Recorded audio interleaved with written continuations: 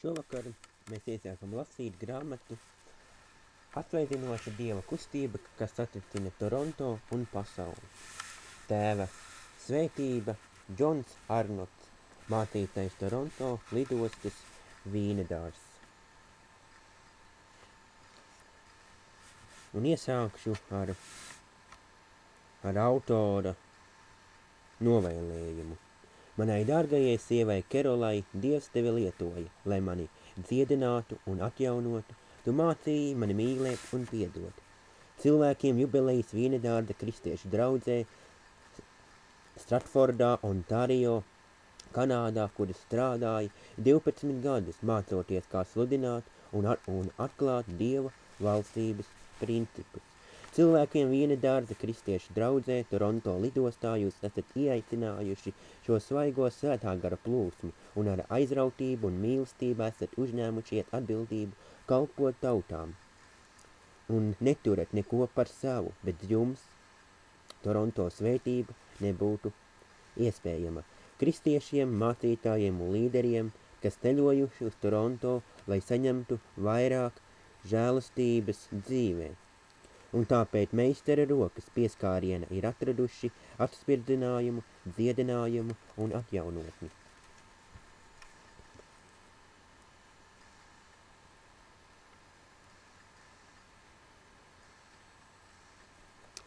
Un arī autors pasakās atzinība Viljam Grehamam un organizācijai, kas mani pirms 40 gadiem pieveda Kristumu un palīdzēja manai mātei un vectēvam. Vasarasvētku draudzē Toronto, kas baptistu zēnam mācīja, ka pastāv vēl kaut kas vairāk. Arī pasakās Katrīnai Kulmanei, kas man parādīja Dievu mīlestības spēku darbībā. Pateicība Benijam Hinam, kas mīl Jēzu un Svēto garu vairāk nekā ko citu. Pateicība Markam Virkleram, kas man palīdzēja saklausīt balsi no tā kunga.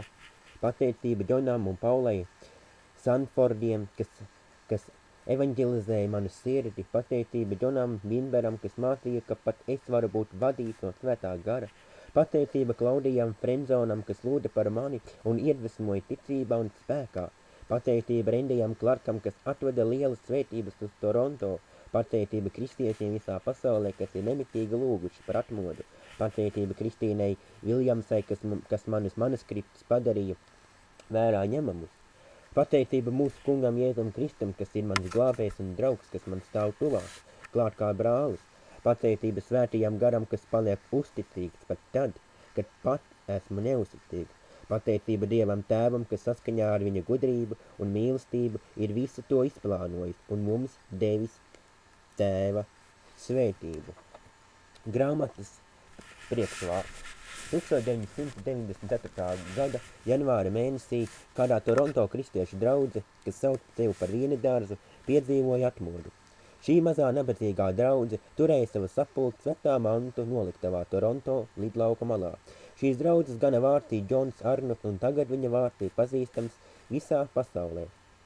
Jau 1980. gados vienota draudze Savienotajās valstīs piedzīvoja atmodu, kas svētā gara iespaidā cilvēkos izpaudās saskaršanās ar dievišķīgo dažādās fiziskās izpausmēs. Viens no mācītājiem, kas visvairāk bija piepildīts ar garu, bija Rendijs Clarks no St. Louisas Savienotajās valstīs. 1994. gada janvārī viņš ciemojās Toronto un apmeklēja šo mazo draudzi lidlauka malā. Pašam to neapzinoties, viņš bija atvedis sev līdzi gara izpausmi, kura pēkšņi viņam kalpojot sāka izplūst no klātesošajiem. Svētais gars pieskārās draudzei un sāka darboties lielā spēkā. Cilvēki lielā sajūsmā sāka slavēt Dievu, daudzi nodeva savas dzīves kalpošanā Dievam. Cilvēki krita, trīcēja, vai prieka pārvarētu, smējās un līksmoja. Draudzes vadība bija nesaprašanā. Viņa zināja, ka šīs neparastās parādības viņiem nesīs lielas nepatikšanas, jo ne visi cilvēki bija ar mieru pieņemt gara izpausmes, kas bija Dieva sūtītas. Kristīgās vēstures gaitā laika pa laikam ir notikušas atmodas, kad svētais gars apciemo ticīgos. Katru reizi notiek viens un tas pats, kad gars piepilda dvēseles, cilvēki uz to reaģē ar neparedzētām un nesaprotamām izpausmēm.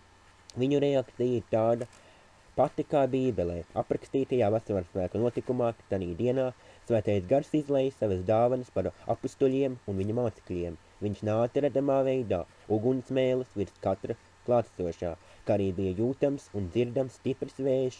Pēc tam tie cilvēki izturējās, it kā būtu norēpuši no vīna. Nē, teica apustuļu vadonis Pēteris, šie cilvēki nav vīna pilni, kā jums liekas, bet tie visi ir Svētā Gara pilni. Tanī dienā tūkstošiem ļaužu kļuva ticīgi. Ziņas par notikumiem Toronto vīnedārza draudzei izplatījās vēja ātrumā, kas sāka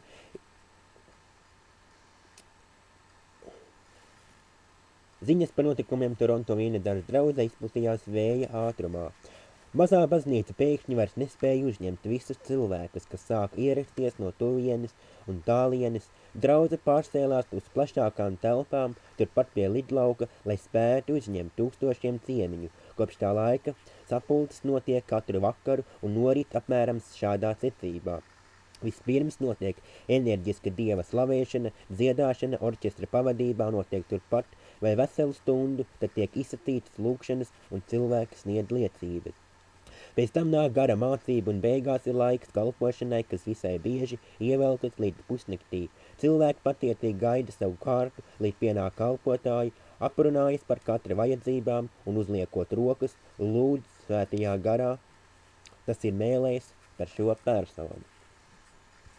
Lielākā daļa no cilvēkiem reaģēja ar nokrišanu, trīcēšanu, skaļiem saucieniem, smiekliem un tā tālāk. Viņu iekšējais pārdzīvojums ir tik dziļš, ka daudzi pavada vairākas stundas uz grīdas, redzot atklāsmes vai sarunājoties ar Jēzu. Draudzes Gans Džons Arnots un viņa palīgi savās runās nekad nesaka, lai klātesošie kļūtu par viņu draudzes notekļiem, bet gan pamāta, lai visi Svētā gara skārties sevišķi denomināciju mācītāji dot tos atpakaļ savām draudzēm, paņemot līdzi šīs draudzes svētību. Rezultātā draudžu gani, atgriežoties savās baznīcās un kalpojot saviem draudžu locekļiem, piedzīvo tādas pašas izpausmes kā Toronto. Šo garīgo parādību arī nosauta par pārnesamo svētību. Svētā gara uguns tagad izplešas pāri visai pasaulē. Daudzi sludinātāji un kalpotāji pārnes svētību ne tikai uz lielākajām pasaules pilsētām, bet arī uz tālām salām un dungļos. Veslejs Kembels aizveda Toronto svētību uz Indonēziju. Atgriezies viņš stāstīja, ka ir redzējis simtiem cilvēku nākam pie Dieva, redzējis brīnumainas izveseļošanās un atbrīvošanās no ļaunajiem gariem. Kembels stāsta, ka Toronto svētība ir lielākā kristīgās atzimšanas parādība pēdējo 25 gadu laikā. Bet ir cilvēki, pat veselas denominācijas, kas pretojas šai Svētā gara kustībai, pierakstos dažādas parādības vēlna darbībai. Uz šo iebildumu apgarotie vadītāji un kalpotāji atbildi. Skatieties uz augļiem, ko šī brīnišķīgā kustība nes. Cilvēku dzīves tiek izmainītas, grēcinieki atgriežas pie ticības Dievam, neārstējamie slimnieki atgūst veselību, alkohols un narkotikas zaudē varu par cilvēkiem, daudzi atrod personīgu draudzību ar Jēzu, sāk kalpot, viņam kvēlā mīlestība un slāps pēc viņa vārda. Kāpēc, lai vēlns strādāt pats pret sevi, saka tie, kas nes svētību un izplata Svētā gara uguni līdz pat tālākajām pasaules malām. Grāmatas ievads. Tēva svētība, Džons Arnots, grāmatas ievads. Iesākot lasīt šo grāmatu, jūs jau iespējams būsit dzirdējuši par Toronto svētību. Tie bija britu žurnālisti, kas apzīmējot notikumus kopš 1994. gada janvāra mūsu draudzē Toronto lidostas vīnedārzā deva tiem šādu rīkojumu. Tā tiešām ir Tēva svētība, jo brīnumainā gara izliešanās nāk no viņa. Paldies Dievam! Tas nenotiek tikai Toronto vien, kā mātītājiem draudzē, kur sapulcs jau pusotra gada notiek ik vakaru, man bija grūti atrast laiku, lai uz papīra izteiktu domas par visu, kas šī laikā ir noticis. Bet es priecājos par izdevību dalīties ar jums par to, ko Dievs dara mūsu vidū. Šī Dieva darbība bieži ir pretrunīga. Es saprotu, ka cilvēki ir piesardzīgi, tāpēc, ka sākumā arī es izjūtu bažas. Bet, kad es sapnī redzēju rezultātus un izpratu iepriekšējās atmodas draudzes vēsturē, kad pārlasīju zināmas bībeles tekstus, pārliecinājos, ka mēs tik tiešām piedzīvojam spēcīgu Dieva darbību. Tagad šī svētība ir nonākusi Anglijā, Šveicē, Vācijā un pārējā Eiropā. Tā ir nonākusi Austrālijā, Jaunzēlandē, Indijā, Dienvidu Austrumu, Āzijā, Korejā, Japānā, Zimbabvē un Dienvidu Āfrikā. Mācītāji tūkstoši brauc šurp pēc Dieva atspirdinājumu, un tad to nes atpakaļ uz savām draudzēm, izlejot šo svētību uz saviem draudzes locekļiem. Tā ir liesma, ko nav iespējams apslāpēt. Rakstu šo grāmatu, lai dalītos ar jums brīnumainā Tēva svētībā un Dieva klātbūtnes izpausmē. Gribu, lai jūs zinātu, ko viņš mums ir darījis. Pirmā daļa ir par pamatu, bez kā šo atmodu nevar pilnībā izprast un atzīt. Tā ir Dieva mīlestība un prieks, Svētā gara persona un pazemība kā ticīga īpašība. Otrā daļa runā par to, kas ir noticis mūsu draudzē, brīnumi un šo brīnumu rezultāti. Pēdējā daļa ir stāstīt, kā pieņemt Svēto garu, ko jūs varat darīt atmodas vārdā un kā šī atmoda izplatās visā pasaulē. Visu grāmatā esmu minējis to cilvēku liecības, kuri mūs apciemoja. Zinu, jūs būsiet pārsteigti, cik ļoti Dievs mīl savu draugu un to dziedina. Ceru, ka jūs mums šajā atmodā pievienosieties. Atzīstot, šie grāmati runā daudz vairāk sirdī nekā prātam. Par šo tematu būtu jāraksta daudz plašāk. Par Svēto garu vien varētu sarakstīt vairākas grāmatas. Šeit nav mēģināt iztirzāt daudz sarežģītus teoloģiskus jautājumus, ne arī apgalvot, ka mums ir atbildes uz visiem jautājumiem, tāpat nav noliegt, ka šī atmoda neizraisa dažādas problēmas. Daudzi, kas no tā, ko dara Svētais gars, vēl joprojām ir noslēpums. Kā teikt, pirmā vēstule korintiešiem 13. nodaļā 12. pantā, pirmā vēstule korintiešiem 13. nodaļa 12. pantā, mēs tagad visu redzam mīklaini kā spogulī. Šīs grāmatas nolūks ir atmodināt jūsu sirdis, lai jūs saprastu, ka mūsu Dievs ir brīnumains Dievs un ka draudzē ir nepieciešama atmoda. Dievs nekad nav apstākļu jūgā. Viņš darbojas lielā varenībā visā pasaulē, visas tautas un konfesijās viņš izlej savu garu uz visu cilvēci. Viņa dēli un meitas pravieto un redz atklāsmes. Joēla 3.1. Viņa sirdis tiek pārveidots. Šī atmoda savā būtībā ir sirds sauciens pēc vājajiem un nevis gudrījiem.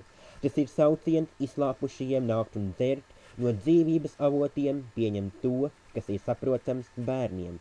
Mateja 11.25. Mateja 11.25. Mūsu Tēvs sauc savus bērnus, kuri ir izslāpuši pēc Dieva un kuri Dieva valstībā spēs ienākt caur bērnišķīgu ticību.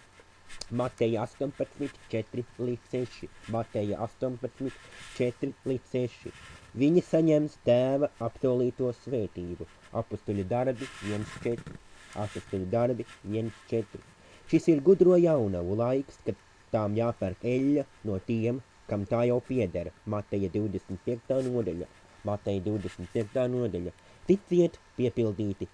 Tieciet piepildīti ar Dieva pilnību. Esiet gatavi ļaujai.